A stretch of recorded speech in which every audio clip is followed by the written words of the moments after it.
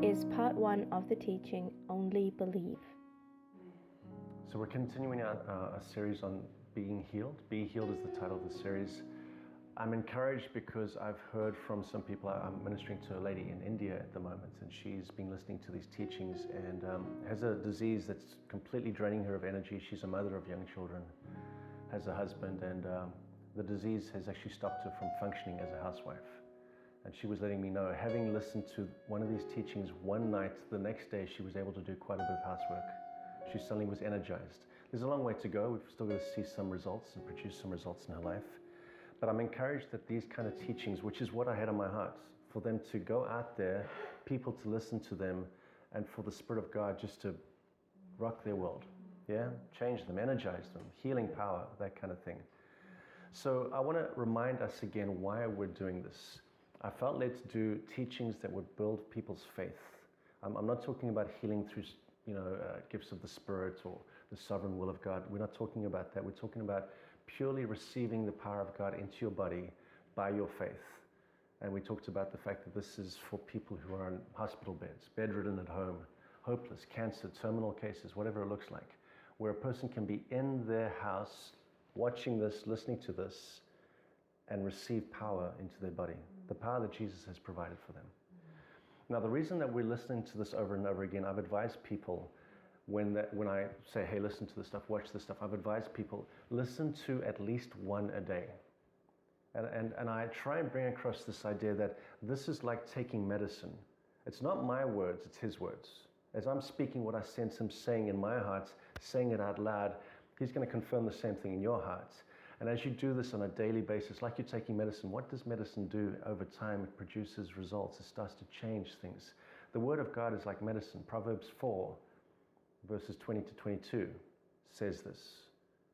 The Word of God is like medicine, health to your body. So you take it. What you're looking for is to change your mind, the way you see healing, to find out truth, because that's a big problem, I think, in the modern church today. Regarding healing, there's a lot of untruth. There's a lot of misconception, and a lot of people are missing what Jesus has paid a great price for them to have. So this is going to help you as you listen to it day after day, after day, after week, after week, you catch what I'm saying. This is going to change the way you perceive, change the way you see, which will produce a leaning in. You've got a perception, which means you shape yourself a certain way, you lean a certain direction. God speaks to your heart, which brings more confidence. And as that comes, faith grows. And we've talked about this. Faith is like a magnet. A magnet draws steel to itself, but faith draws the power of God towards itself. Faith draws the resources of heaven towards itself. So if you want the power of God to flow in your body to produce results, you want your faith to grow, don't you? The stronger your faith, the more your faith moves, the more power gets into you, which is why we see instant results in some cases. In other cases, we see gradual over time. People's faith are drawing the power towards themselves.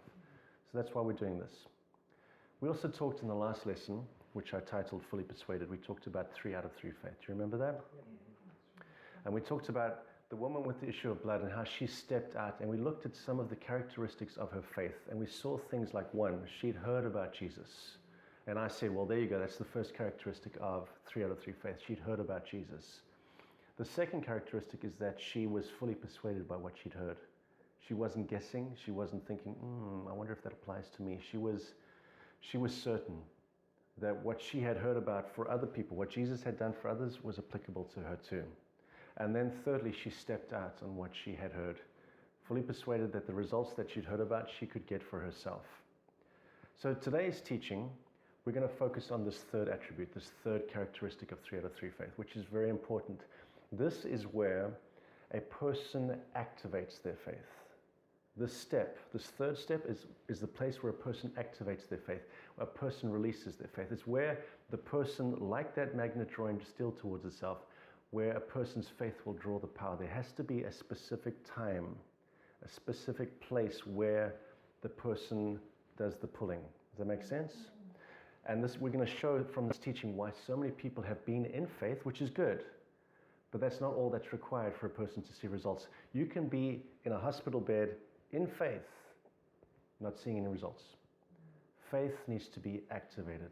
Say that with me, activated. So we're going to look at what that means. What does it mean to activate your faith? What does it mean to pull on the power of God? Because getting in faith is important. It's only half of what you need to do. You need to be in faith and then activate your faith. And of course, we're going to talk about how you can sometimes activate your faith but not be in faith. And that's why some people have, well, I was in faith, I didn't see results. We're going to look at why some people haven't seen results in this area. So we're going to look at Jairus in Mark 5.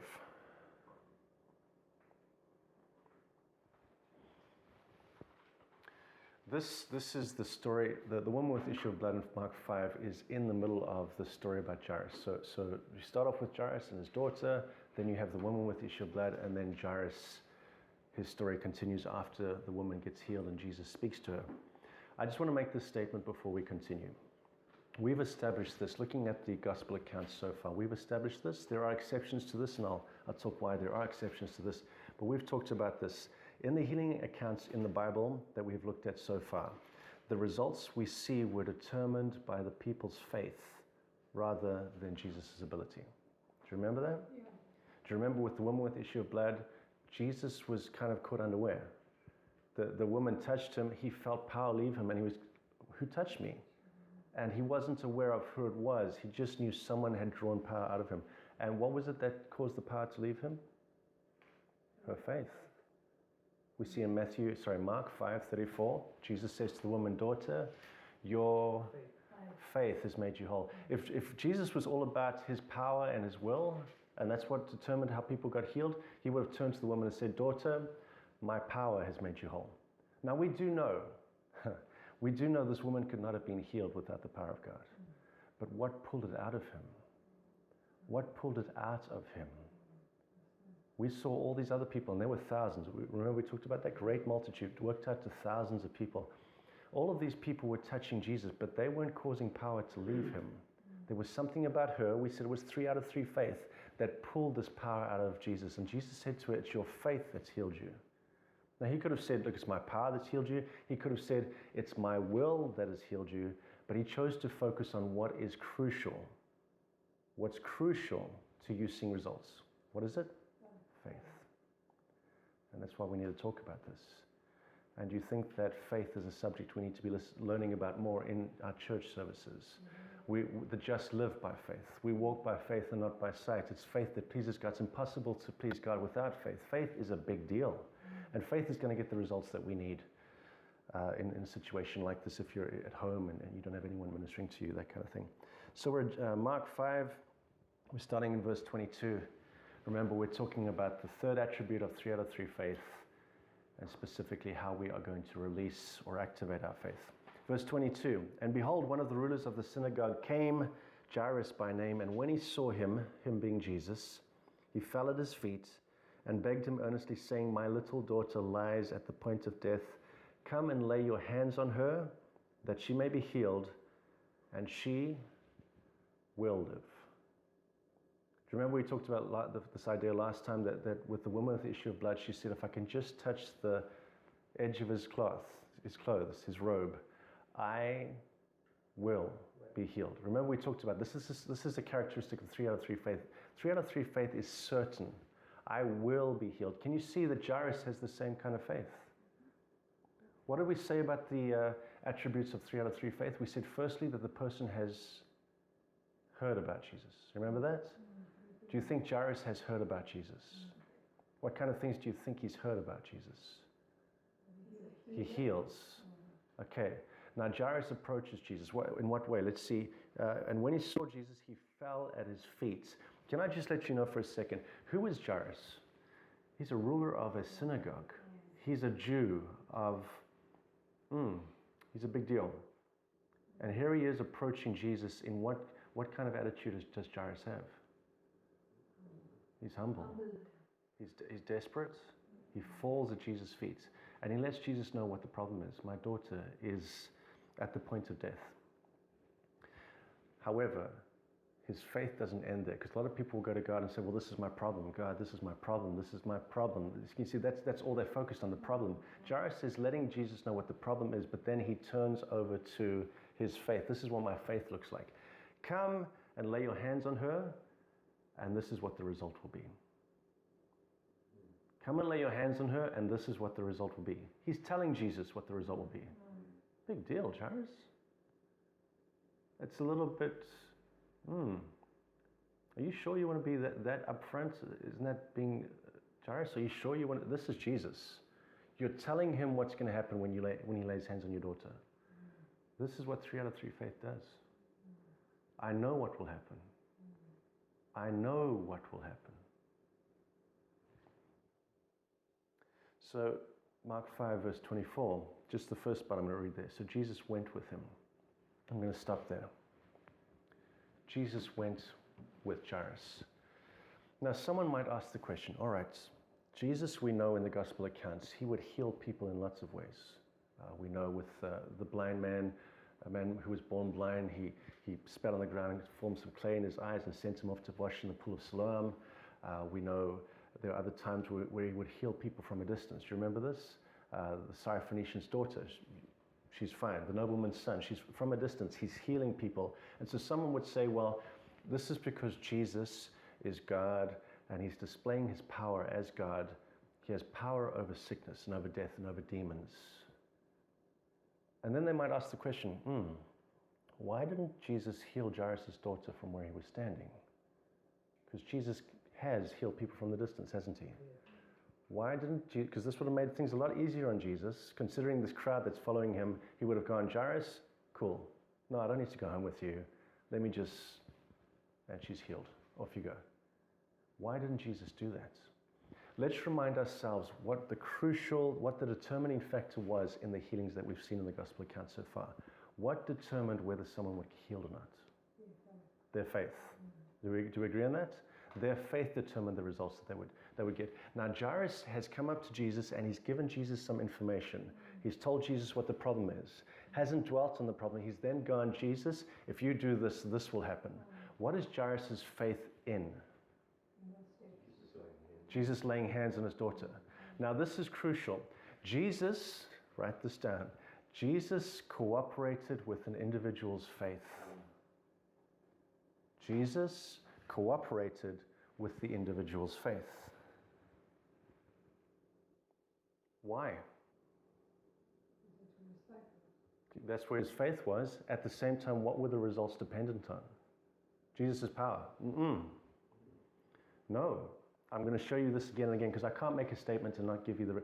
What were the results dependent on? What was Jairus' daughter being healed of this disease, whatever was causing her to be close to the point of death? What was going to cause her to be healed?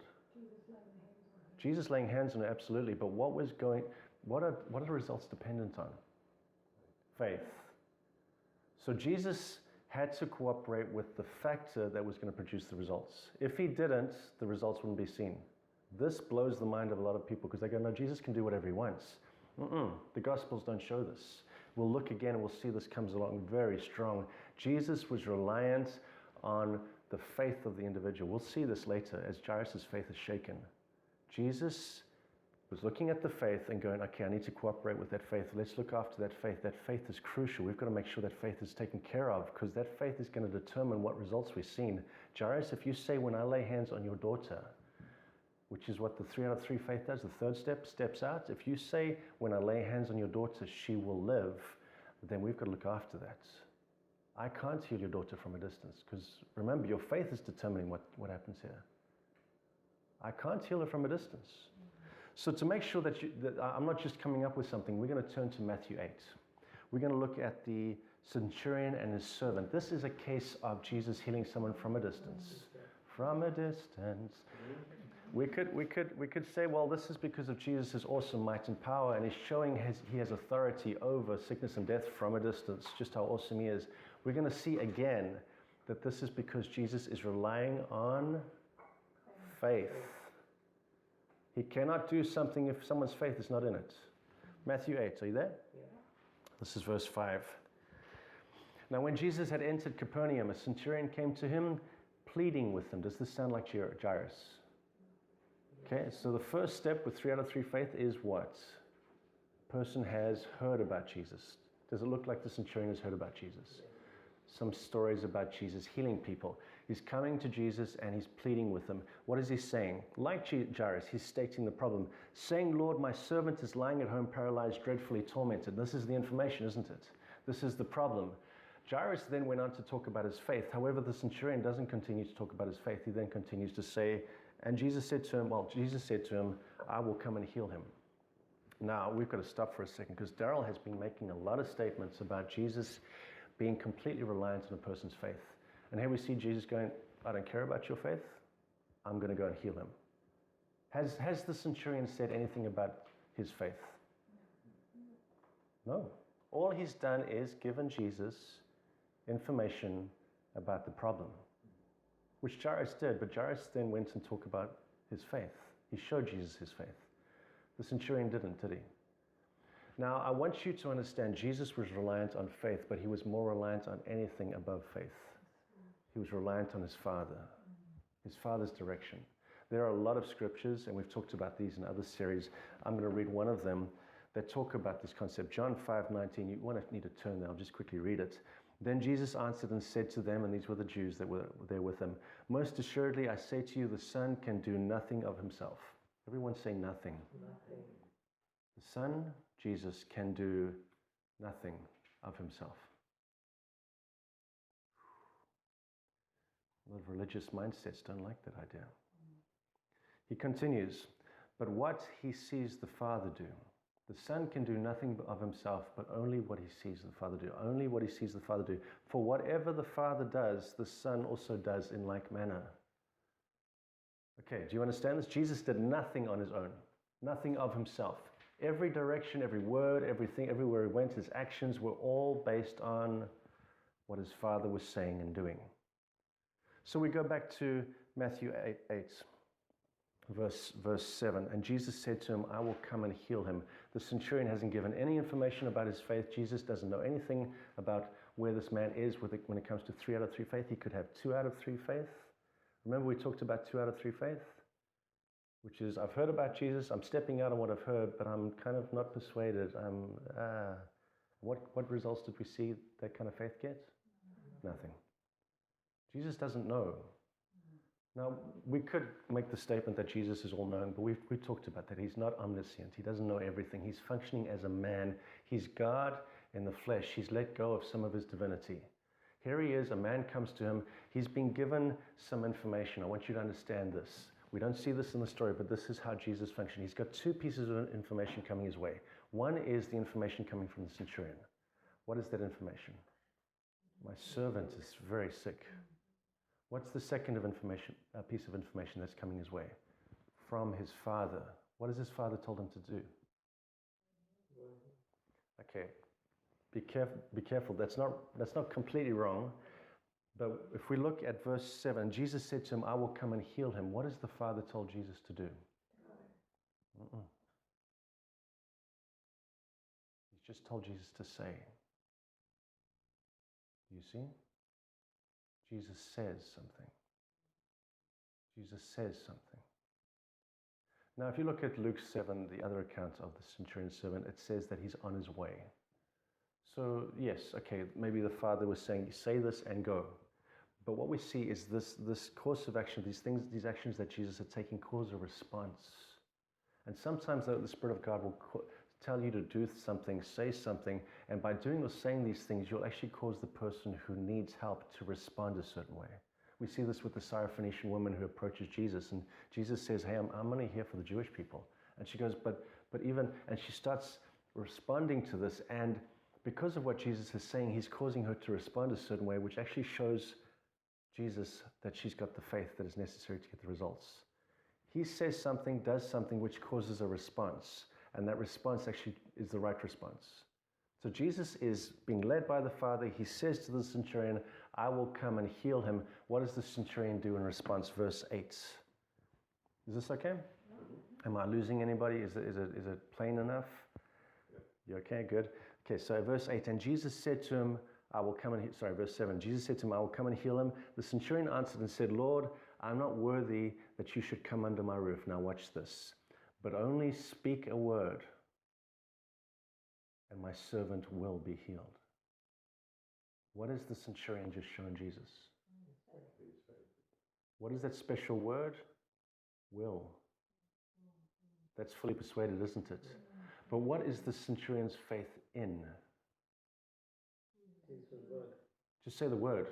So would Jesus go, okay, well, yeah, fine. Yeah, sure, I could speak the word, but look, listen, let's keep going to your house. Would Jesus do that? No, because what is he dependent on? What is he going to cooperate with for the person to see results? The man's faith. What is the centurion's faith in again? Say the word. So what is Jesus going to do? You getting this? We'll come back to this a little bit, but I want to point out a few other things. Now you'll notice this with the woman with the issue of blood. You'll notice this with Jesus. There was this point that, I'll explain this, I don't want to get ahead of myself. There's this point in time that the woman created for herself, that Jairus created for himself, and that the centurion created for themselves. This point in time when results would be seen. The woman with the issue of blood, when did she say results would be seen? When she touched his cloak. Jairus, when did he say results would be seen? When Jesus laid hands. We'll look at this in a little bit. We're going to get this. It's very powerful. When did the centurion say results would be seen? When the word spoken. Can you see what often happens with people is we go, God, you can heal. I'm going to leave it to you. And they may have faith in God, but their faith is not being released. Their faith is not being activated. They haven't determined a point in time when results would be seen. And this is crucial.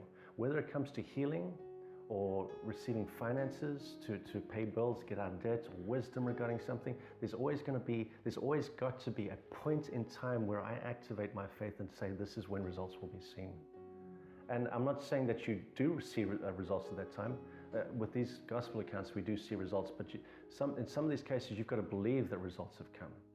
Regardless of what I see, I believe I received at that point. I believe that something happened, something changed, something with God heard, God moved, those angels, whatever.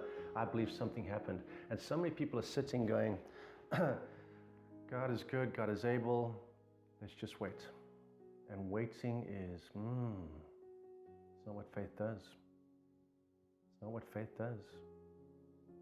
Faith determines when something will happen. Thank you for watching part 1 of the teaching Only Believe. This teaching continues in part 2.